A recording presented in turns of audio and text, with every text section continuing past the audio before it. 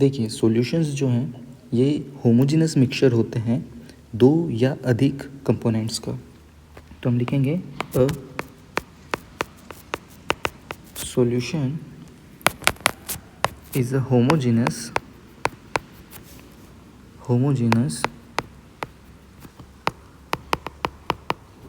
mixture of two or more substances.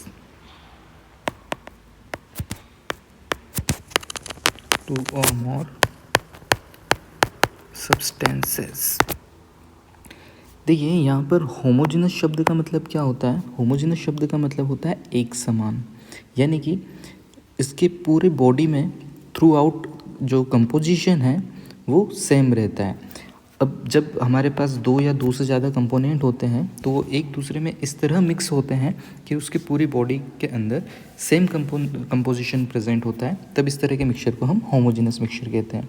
तो एक solution हमेशा होमोजेनस मिक्सचर होता है। The component of a solution the components of a solution are uniformly distributed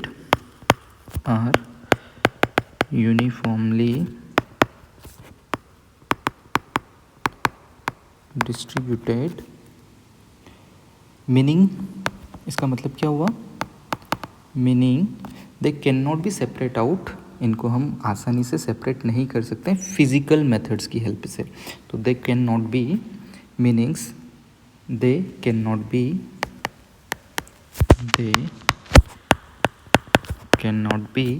separate out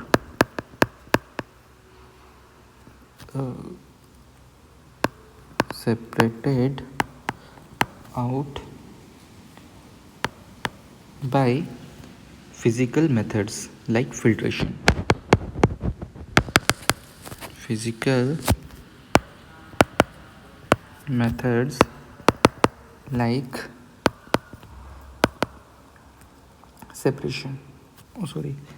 separate out physical method like filtration.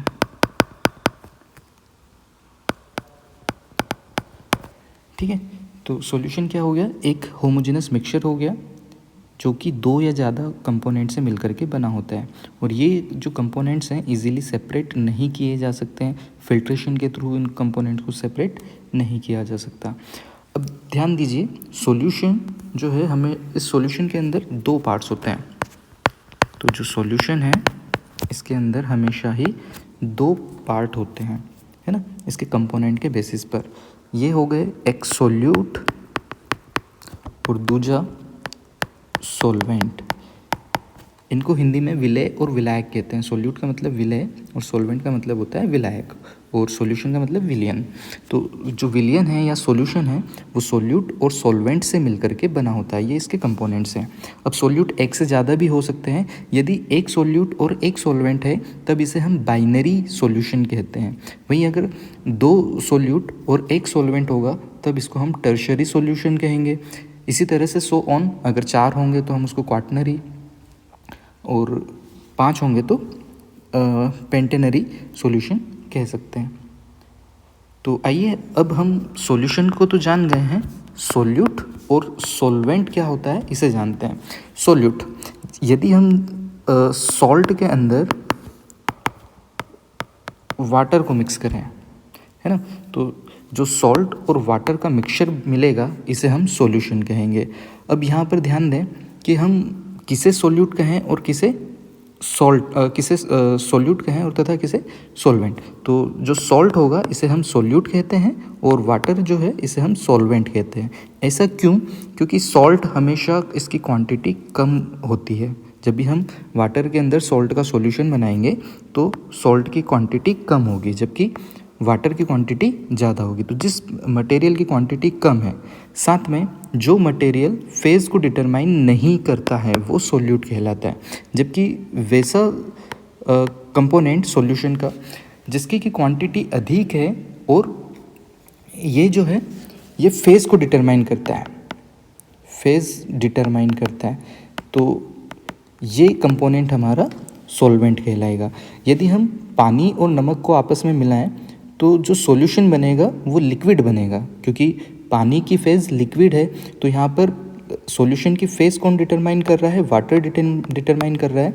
तो water यहाँ पर solvent होगा, जबकि जिसको हम घोल रहे हैं उसे हम सॉल्यूट कह रहे हैं। हमारे केस में जैसे एग्जांपल में नमक हमने लिया है, हम शक्कर का भी एग्जांपल ले सकते हैं।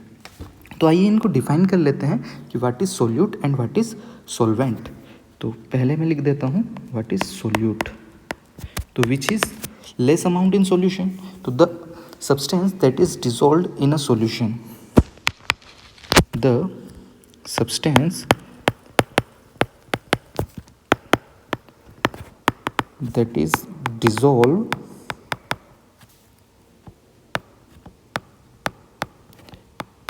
in solution, ना, जिस पदार्थ को हम घोल रहे हैं, तो the substance that is dissolved in solution, it is present in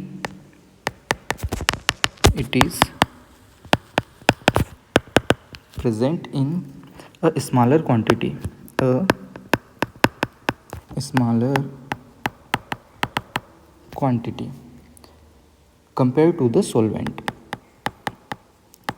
compared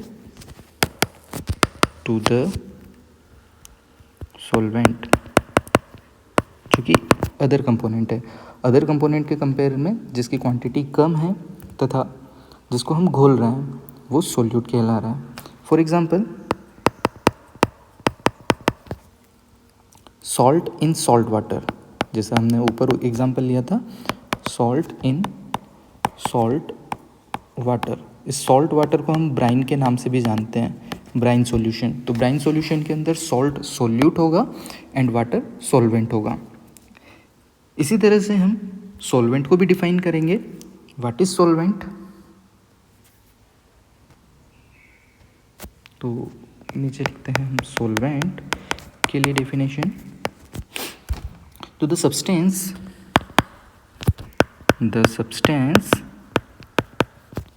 in which the solute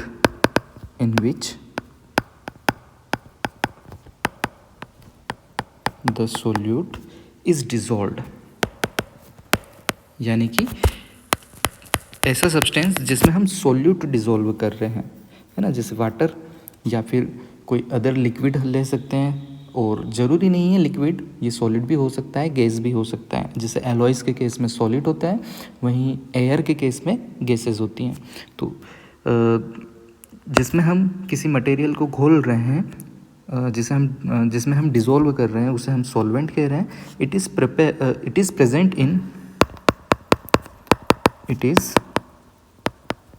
present in larger quantity, इसकी क्वांटिटी भी ज़्यादा है। एंड डिटरमाइन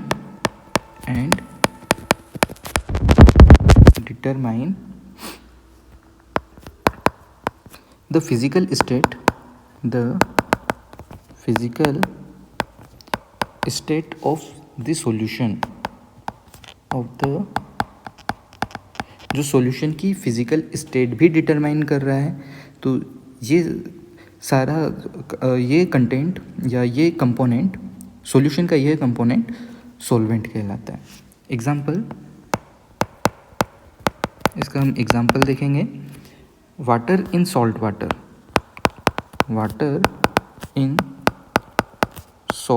वाटर, जिसे कि हम ब्राइन सॉल्यूशन कहते हैं। तो ब्राइन में भी हमने क्या देखा था कि जो सॉल्ट है वो सॉल्ट तो हमारा सोल्यूट था, लेकिन जो दूसरा कंपोनेंट वाटर है ये क्या होगा, सॉल्वेंट होगा, क्योंकि हम पानी में नमक को घोलते हैं, है ना। तो नमक को हम जिस मटेरियल के अंदर घोल रहे हैं उसे हम सॉल्वेंट कह रहे हैं। इसकी क्वांटिटी अधिक होती है सॉल्वेंट की, और ये फेज डिटरमाइन करता है। तो आई होप आपको ये समझ आया होगा। आगे बढ़ते हैं, हम इससे रिलेटेड कुछ टर्म्स हैं उनको पढ़ लेते हैं। तो यहाँ पर टाइप ऑफ सॉल्यूशन भी अपन इन्हें कह सकते हैं। तो यहाँ पर पहला है डाइल्यूट सॉल्यूशन, ये टर्म आपने सुनी होगी, डाइल्यूट सॉल्यूशन। ये एक कंपैरेटिवली टर्म है जब हम दो सॉल्यूशन की आपस में तुलना करते हैं। मान लीजिए आपके पास एक ग्लास वाटर है and same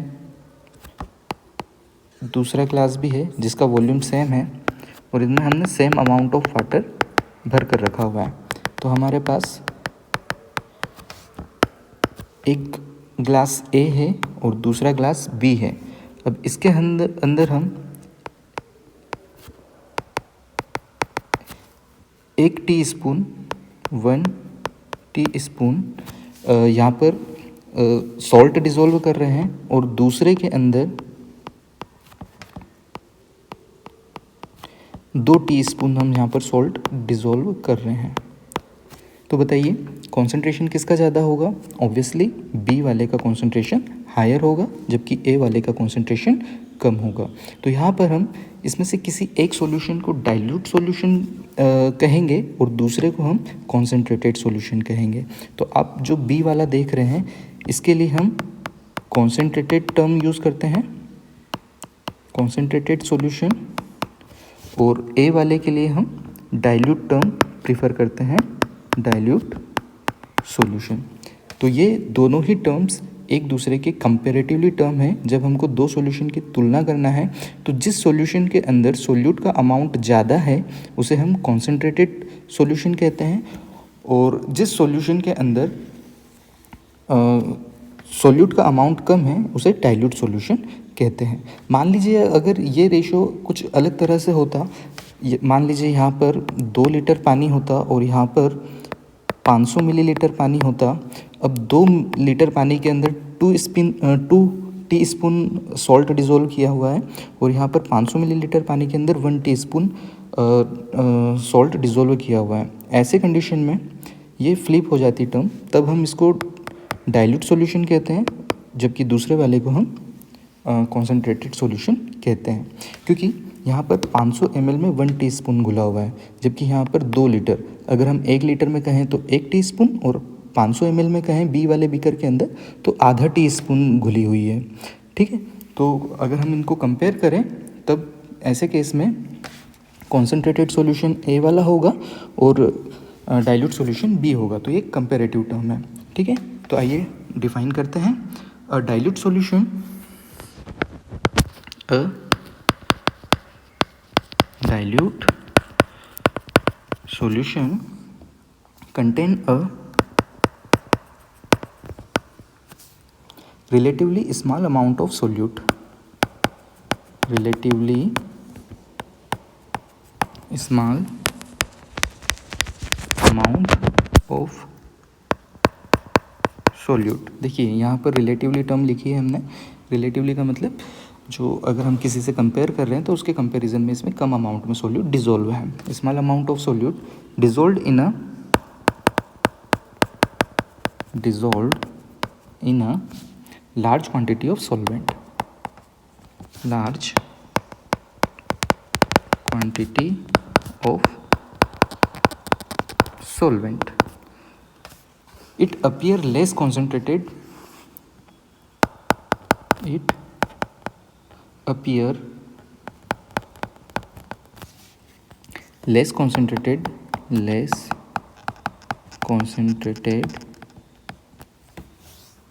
and has a weaker taste, and has a weaker taste or effect to a concentrated solution, to a concentrated solution। ठीक है, अब इसी तरह से हम concentrated solution को भी डिफाइन करेंगे।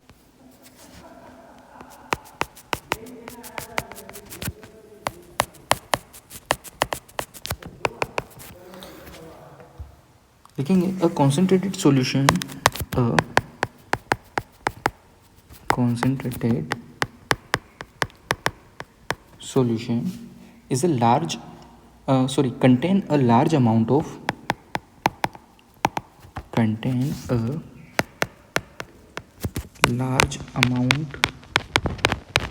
of solute dissolved in the solvent, dissolved in the solvent, making it stronger and more effective. Making it stronger and more effective. Okay, इसके एग्जाम्पल देख लेते हैं. A sugar syrup used in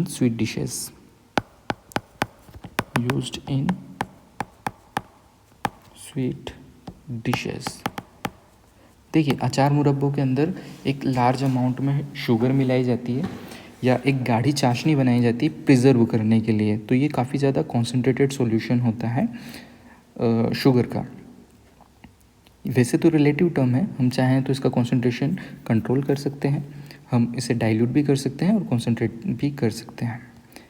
आगे बढ़ते हैं. कुछ अदर टर्म्स सॉल्यूशन में हम देखते हैं जो कि है unsaturated solution.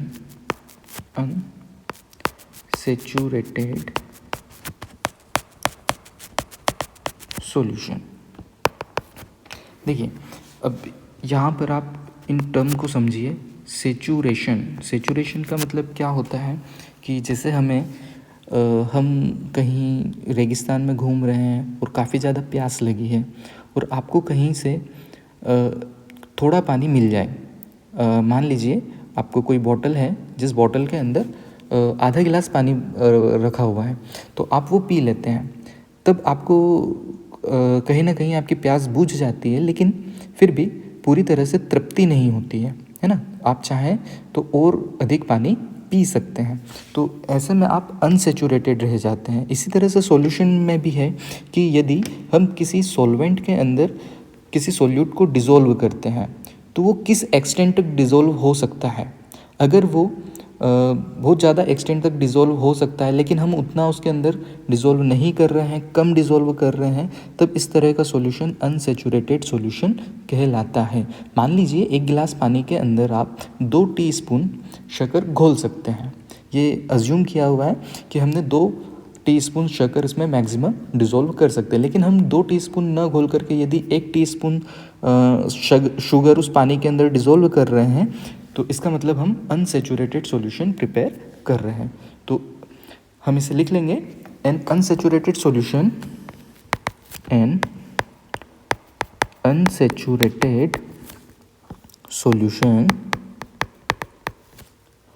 is one that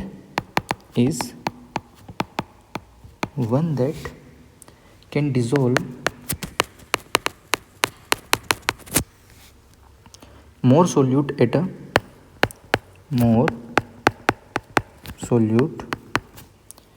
at a given temperature. यहाँ पर टेम्परेचर क्यों लिखा है मैं समझाता हूँ. देखिए, जो कॉन्सेंट्रेशन है या extent of amount that can be dissolve in a solution, it varies with very in temperature. यदि हम टेम्परेचर को चेंज करते हैं तो हम किसी सॉल्यूशन के अंदर घुल सकने वाले सॉल्यूट के अमाउंट को हम चेंज कर सकते हैं. जनरली टेम्परेचर बढ़ाने पर जो कॉन्सेंट्रेशन है वो बढ़ाया जा सकता है.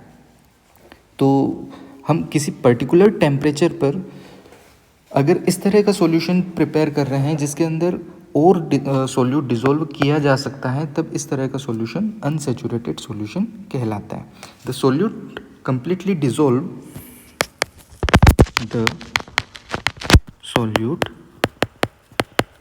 completely dissolve without leaving any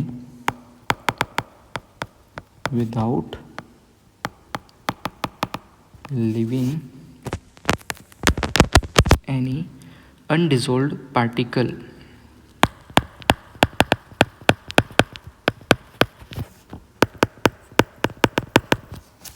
Undissolved particles at the bottom, है ना. इस तरह के सॉल्यूशन में सॉल्यूट जो है वो कम्प्लीटली डिज़ोल्व हो जाता है और कोई भी अनडिज़ोल्व पार्टिकल बॉटम में इकट्ठा नहीं होता है या नहीं रह जाता है। तो इस तरह के सॉल्यूशन अनसेचुरेटेड सॉल्यूशंस हैं। इसका एक एग्जांपल भी लिखेंगे हम।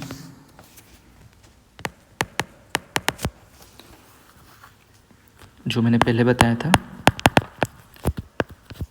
Adding a spoon of sugar to water and stirring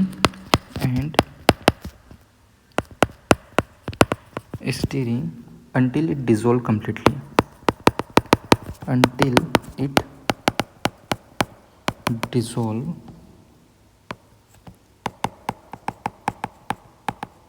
completely। तो हम अगर 1 टीस्पून शुगर को एक सफिशिएंट अमाउंट ऑफ वाटर में घोलते हैं और इसको कम्प्लीटली स्टेयर करके कर लेते हैं, तो इस तरह का सॉल्यूशन आपका अनसेचुरेटेड सॉल्यूशन होगा। हम इसमें चाहें तो और शक्कर को ऐड कर सकते हैं। ठीक है, आइए आगे बढ़ते हैं। नेक्स्ट टर्म हम पढ़ते हैं सेचुरेटेड सॉल्यूशन।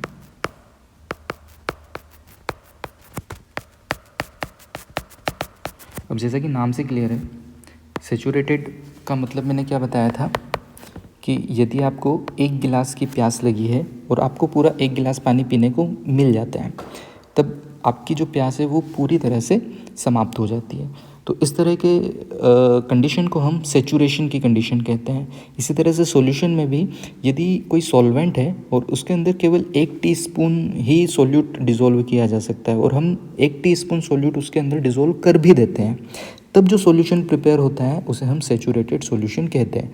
अब इस तरह के सॉल्यूशन में यदि आप extra amount of solute dissolve करने की कोशिश करते हैं, तब वह डिज़ोल्व नहीं होगा, वो बॉटम में इकट्ठा हो जाता है और उसकी सॉलिड और सॉल्यूशन की स्टेट के बीच में एक इक्विलिब्रियम आ जाता है, जिसमें सॉलिड पार्टिकल सॉल्यूशन में और साइमल्टेनियसली सॉल्यूशन के अंदर से जो कुछ सॉल्यूट के पार्टिकल हैं वो वापस से सॉलिड में डिपॉजिट होने लगते हैं। तो इस तरह की कंडीशन को हम इस तरह के सॉल्यूशन को हम सेचुरेटेड सॉल्यूशंस कहते हैं। आइए लिख लेते हैं, अ saturated solution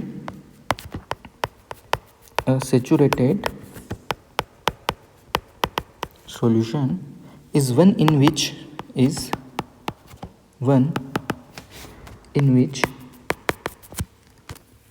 the solvent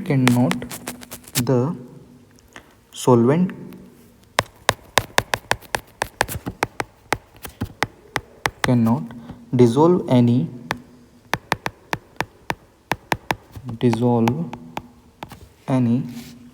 more solute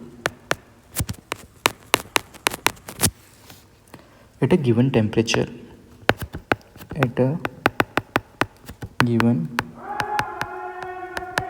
देखिए ये सेचुरेशन की जो स्टेज है इसको भी टेम्परेचर में चेंज करके हम चेंज कर सकते हैं, इसलिए यहाँ पर गिवन टेम्परेचर हम लोगों ने लिखा है कि पर्टिकुलर किसी टेम्परेचर पर जब सोल्यूट और अधिक डिसोल्व नहीं किया जा सकता, तब ऐसी सॉल्यूशन को हम, इस तरह के सॉल्यूशन को हम सेचुरेटेड सॉल्यूशन कहेंगे। If more solute is added, if more solute is added, it will remain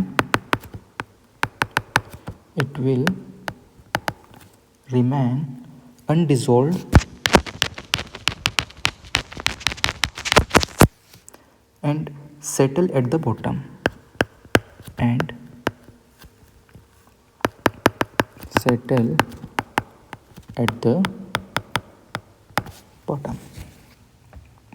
यहाँ पर भी एग्जाम्पल देखेंगे हम लोग।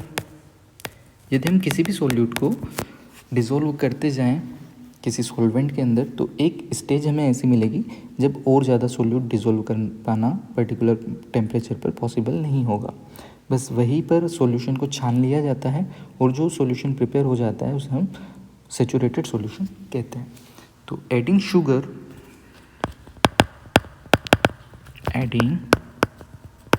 sugar to water until no more sugar dissolve,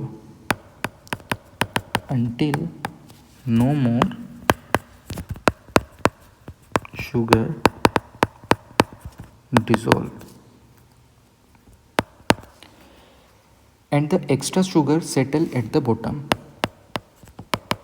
and the extra sugar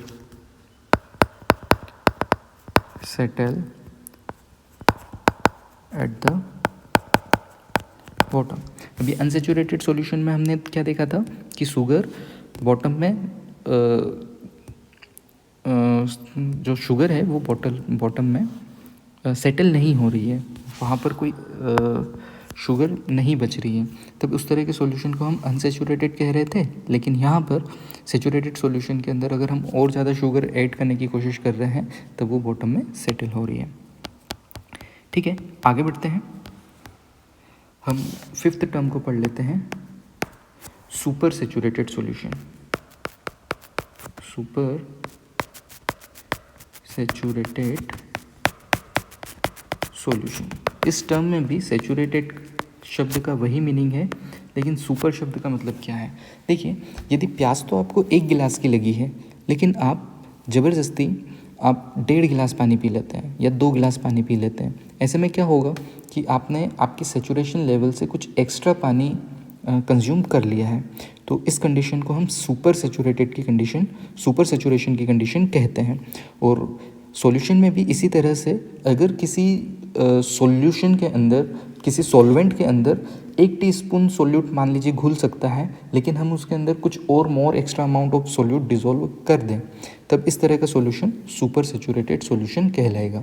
लेकिन हमारे मन में एक क्वेश्चन होगा कि हम मोर सोल्यूट कैसे डिसॉल्व करेंगे। तो आपने घरों में देखा होगा कि जब हम चाशनी बनाते हैं तो साधारणतः अगर ठंडे पानी में शक्कर घोलेंगे तो हम उतनी गाढ़ी चाशनी नहीं बना सकते हैं, लेकिन अगर हम पानी को गर्म कर लें, बॉईल कर लें और फिर शुगर को ऐड करें तो हम जो सेचुरेशन का लेवल है उससे भी ज़्यादा शुगर उसके अंदर डिसॉल्व कर सकते हैं। ठंडा करने पर वो एक थिक गाढ़ी चाशनी के रूप में बन जाएगी, जो कि शुगर का सुपर सेचुरेटेड सॉल्यूशन होगा। तो सुपर सेचुरेटेड सॉल्यूशन लिखेंगे, super saturated solution is formed when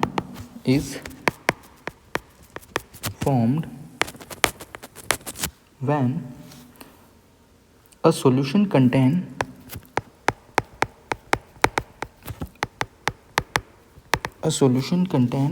more solute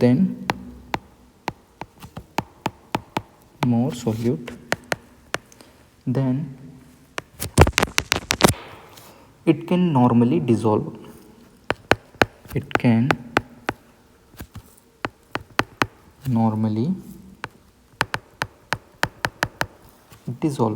At a given temperature.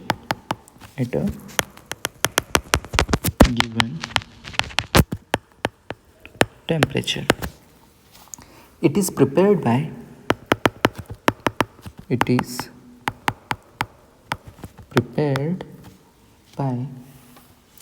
dissolving extra solute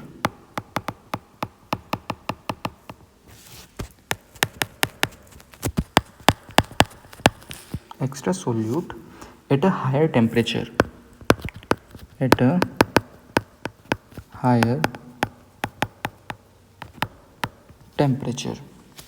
and then cooling the solution,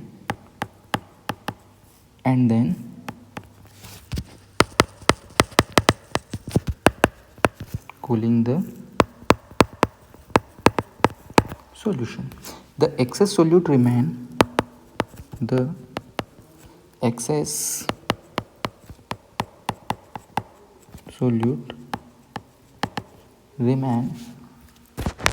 dissolved। यहाँ पर ये सेपरेट नहीं होता, ये सॉल्यूशन के अंदर ही रहता है, डिसॉल्व्ड टेम्परली।